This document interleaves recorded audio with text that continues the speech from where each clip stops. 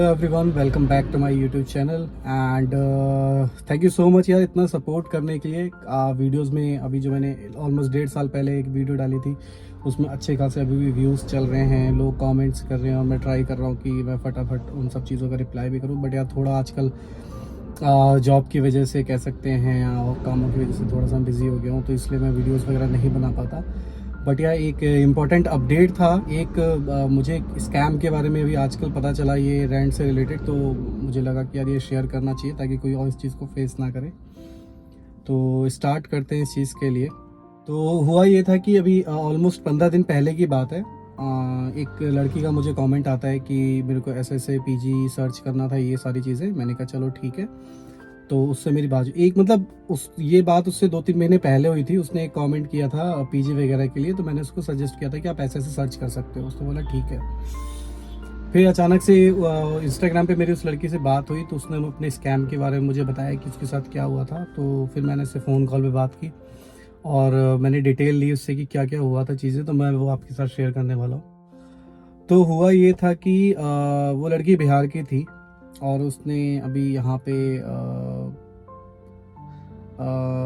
Medical की studies कर रही थी वो। तो उसके लिए उसने एक फ्लैट सर्च किया रहने के लिए, क्योंकि उसको अकेले रहना था। उसके पेरेंट्स भी बिहार से थे, वो सारे मतलब डॉक्टर्स वगैरह थे उसके पेरेंट्स भी, उसकी मॉम एंड डैड दोनों। और ये भी मेडिकल की पढ़ाई कर रही थी। तो ये बात फिर उससे मेरी हुई, तो उसने मुझे बताया कि उसके साथ क्या क्या चीज़ें हुई थी। तो फर्स्ट उसने क्या किया था, उसने एक फ्लैट पसंद किया। वो फ्लैट पसंद करने के बाद वो वहाँ पे उसने उसका रेंट पे किया, सिक्योरिटी पे करी। सिक्योरिटी पे करने के बाद वो दो चार दिन या 5 ही दिन रही होगी। फिर उसने उसके ओनर से बोला कि हाँ आप मेरा रेंट एग्रीमेंट दे दो। तो इट वॉज लाइक कि हाँ रे बेटा मैं दे दूंगा रेंट एग्रीमेंट, कोई दिक्कत नहीं है, ये वो आप थोड़ा सा रुक जाओ मैं बनवा रहा हूँ। तो एक होता है, ट्रस्ट हो जाता है कि ठीक है यार, मतलब कोई अच्छी तरीके से बात कर रहा है या थोड़ा सा, तो ऐसी चीज़ें हुई तो वो उसमें ओके हो गए। और उसने रेंट के उसने मतलब थोड़ा सा डिले हुआ रेंट एग्रीमेंट के लिए, तो उसने ओके कर दिया उसके लिए। उसके बाद क्या हुआ कि वो 10 से 15 दिन वहाँ पे रही। उसके बाद उसकी तबीयत ख़राब हुई, तो उसने सोचा कि यार मैं घर पे जाके अपना ट्रीटमेंट ले लेती हूँ, ट्रीटमेंट लेने के बाद मैं वापस आऊँगी तो अपना कंटिन्यू करूँगी स्टडीज़ वगैरह। तो वो 5 या 6 दिन रही। उसके बाद वो अपने घर चली गई बिहार में कुछ टाइम के लिए।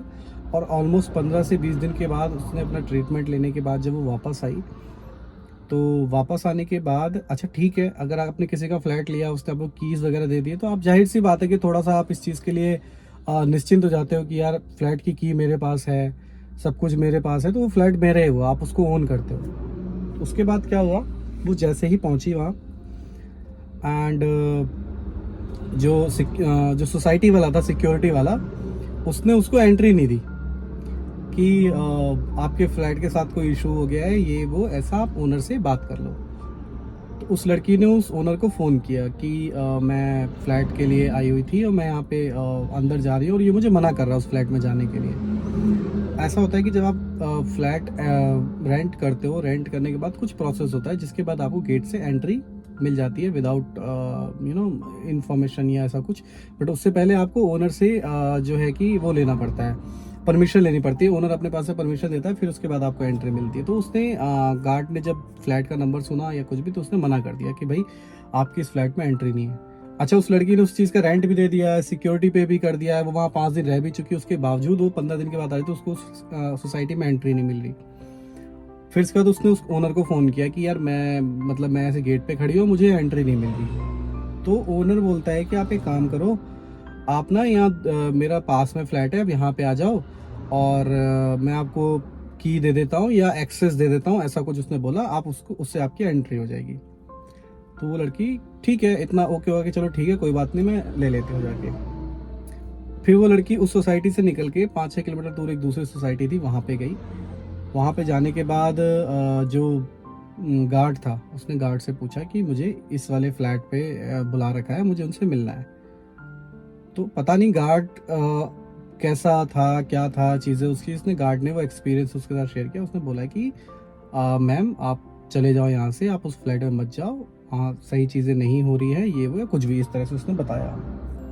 तो उसने बोला ठीक है। अब इसने उसको ओनर को बोला कि मैं नीचे खड़ी हूँ, आप मुझे आके फ्लैट का एक्सेस या की मुझे आके नीचे आप दे दो। तो उसने क्या बोलते हैं, ओनर ने बोला कि नहीं नहीं आप फ्लैट पे ही आ जाओ, मैं नीचे नहीं आ सकता। और गार्ड ने उसको बोला था कि आप वहाँ मत जाना, आप उसको बोलो यहीं नीचे आके दे दे। तो इस तरह से चीज़ें हुई। तो फिर भाई वो घबरा गई कि यार ऐसा क्यों हो रहा है, ये सारी चीज़ें। और उसने वो फ्लैट पे नहीं गई, वो चुपचाप उसने वहाँ से कैब बुक करी। कैब बुक करके उसने आसपास में एक होटल था वहाँ पे रूम लिया, वहाँ पे उसने स्टे किया। उसके बाद फिर उसका एक कोई फ्रेंड है, उसने अपने फ्रेंड से बात करी, उसने अपने पेरेंट्स से बात करी। तो उसके पेरेंट्स उसको डांटने लग गए कि ये तू क्या कर रही है वहाँ पे, तेरे को पता नहीं है ये सब चीज़ें। ठीक है, उसको नहीं था आइडिया या ऐसा कुछ भी चीज़ें थी, बट आदमी बाहर रहता तो थोड़ा बहुत तो एक दूसरे पर ट्रस्ट करना ही पड़ता है।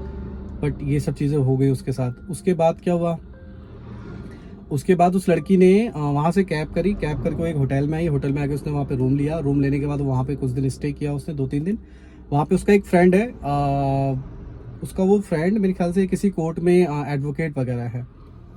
तो वहाँ पे गया उसने। अच्छा, उस लड़की इतनी घबरा गई थी कि वो पुलिस के पास तक नहीं गई। उसने पुलिस कंप्लेंट तक नहीं की कि मैं यहाँ पे अकेले रह रही हूँ, कौन मेरा सपोर्ट करेगा, ये सारी चीज़ें। इसलिए उसने पुलिस कंप्लेंट भी नहीं करी। फिर उसके बाद उसने उस अपने एडवोकेट, जो उसका फ्रेंड है, उसके फ्रेंड का कोई रिलेटिव या पहचान वाला ही था, तो उससे वो मिला। उस एडवोकेट से मैं भी मिला था, मेरे सामने ही इंसिडेंट हुआ सारा ये। तो उसने मुझे बताया कि उसने किस तरह से उससे बात करी। फिर उसने जो ओनर था उससे फ़ोन किया कि आपने ऐसे ऐसे करने की कोशिश की, अगर ये लड़की अभी केस करती है तो आप बुरी तरह फंसोगे, तो बेटर है कि आप जो भी उसका सिक्योरिटी अमाउंट है, जो भी उसके फ्लैट का सामान है, लड़की ने अपना लैपटॉप वगैरह सब कुछ वहीं छोड़ा हुआ था। अच्छा, जब ये सामान इकट्ठा करने गए तो पता चला है कि लड़की का लैपटॉप उस बंदे के, उस ओनर के, जो ब्रोकर था या ओनर था पता नहीं, ब्रोकर ही था मेरे ख्याल से। क्योंकि वो फ्लैट वगैरह ना ये करते थे, जैसे किसी का फ्लैट ले लिया रेंट पे, किसी को आगे रेंट पे चढ़ा दिया, उसमें से कमीशन ले लिया, ये सब चीज़ें करते थे। तो उसने क्या किया, और वो लैपटॉप, उस लड़की का लैपटॉप उसके फ्लैट में रखा था, वो उसके ऑफिस में मिल रहा है। तो जाहिर सी बात है कि उसके जाने के बाद उसका फ्लैट उन लोगों ने यूज़ किया था। और यूज़ करने के बाद उन्होंने क्या किया उस फ्लैट में, क्या नहीं किया, कि वहाँ से उनकी एंट्री बंद हो गई या कुछ भी इस तरह की ऐसी चीज़ें हुई है। अब वो एंट्री वगैरह बंद हो गई तो जाहिर सी बात है कि जब कुछ गलती किया होगा ऑब्वियसली, इसलिए वहाँ पे उनकी एंट्री बंद हुई। और वो लड़की जिसने फ्लैट लिया था, क्योंकि उसके पास रेंट एग्रीमेंट नहीं था, कुछ भी नहीं था, वो बेचारी कुछ कर ही नहीं पाई। तो ऐसे हुआ। फिर उसने बड़ी मुश्किल से उसने बहुत कोशिश की, बहुत मतलब टाइम स्पेंड किया, कॉल्स, ये सारी चीज़ें।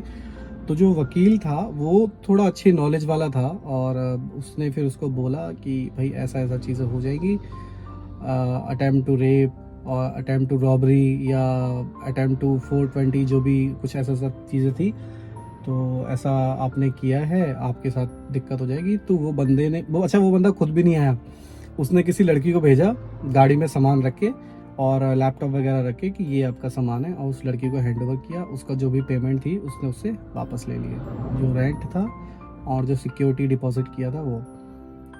तो इस तरह से चीज़ें हुई उसके साथ। और इस इंसिडेंट पे हुआ ये था कि सबसे बड़ी जो गलती लड़की ने करी थी, उसने पहले तो रेंट एग्रीमेंट ले लिया था। रेंट एग्रीमेंट नहीं लिया, दूसरी चीज़ ये हुई कि उसके फ्लैट पे, जो उसने फ्लैट लिया था, उसकी की जो थी वो उसके ओनर के पास भी थी। अब क्यों थी, क्योंकि 2 कीज़ आती हैं, 3 कीज़ आती हैं, वो ले लेनी चाहिए थी। बट ठीक है, आपने फ्लैट लिया तो आप इतना ट्रस्ट तो करते ही हो। तो ये सारा इंसिडेंट हुआ था। तो मेरा आप लोगों से यही एक रिक्वेस्ट है कि अगर कभी भी इन फ्यूचर आप कभी भी कोई कोई फ्लैट ले रहे हो या कुछ भी रेंट कर रहे हो, यार प्लीज़ अपना रेंट एग्रीमेंट ज़रूर बनवाओ। तो यार ये पूरा जो भी हुआ था स्कैम उसके साथ, ये मैंने आपको बताया। तो हमेशा यार यही ट्राई करना है कि अपना रेंट एग्रीमेंट तुरंत आप लोग ले लो, और कोशिश करो कि जहाँ भी आप रह रहे हो उसके आसपास का थोड़ा सा इंफॉर्मेशन आप कलेक्ट कर लो। और जो ब्रोकर्स होते हैं यार, ये ब्रोकर्स का थोड़ा सा सीन ऐसा ही रहता है। तो आप जब कभी भी कोई फ्लैट लेने जा रहे हो तो ट्राई करो कि अगर वो ओनर, किसी ओनर का ही फ्लैट हो तो ज़्यादा बेटर है। अगर किसी आप ब्रोकर से भी कांटेक्ट कर रहे हो तो पहले एक बार छानबीन अच्छी तरीके से कर लो, अच्छी तरीके से इन्फॉर्मेशन कलेक्ट कर लो। आप किसी सोसाइटी में ले रहे हो तो वहाँ के गार्ड से बात कर सकते हो, या कोई फ्लैट देख रहे हो तो उसके आसपास से आप नॉलेज ले सकते हो। आपके साथ कुछ बुरा हो उससे बेहतर है कि आप आसपास में किसी से पूछ लो। थोड़ी सी हेजिटेशन होती है पूछने में, बट ठीक है, आपको लंबे टाइम पे वहाँ पे रहना है, आपको चीज़ें पता होनी चाहिए कि यार क्या क्या हो सकता है। तो ये था पूरा इंसिडेंट जो मैं आपके साथ शेयर करना चाह रहा था। आई होप कि फ्यूचर में आप कभी कोई फ्लैट वगैरह लेते हो तो ये डेफिनेटली आप लोगों की हेल्प करेगा। तो फ़िलहाल के लिए आज की यही वीडियो थी। बाकी किसी को कुछ हेल्प चाहिए तो आप मुझे कमेंट कर सकते हो, और अगर ऐसा कोई स्कैम किसी और के साथ भी हुआ है तो please do share with me so I can make video, और वो वीडियो बना के मैं ऐसा अपलोड करूँगा तो और भी लोग अवेयर होंगे इस चीज़ से कि उनके साथ ऐसा कुछ ना हो। Okay guys, bye bye, thank you for watching.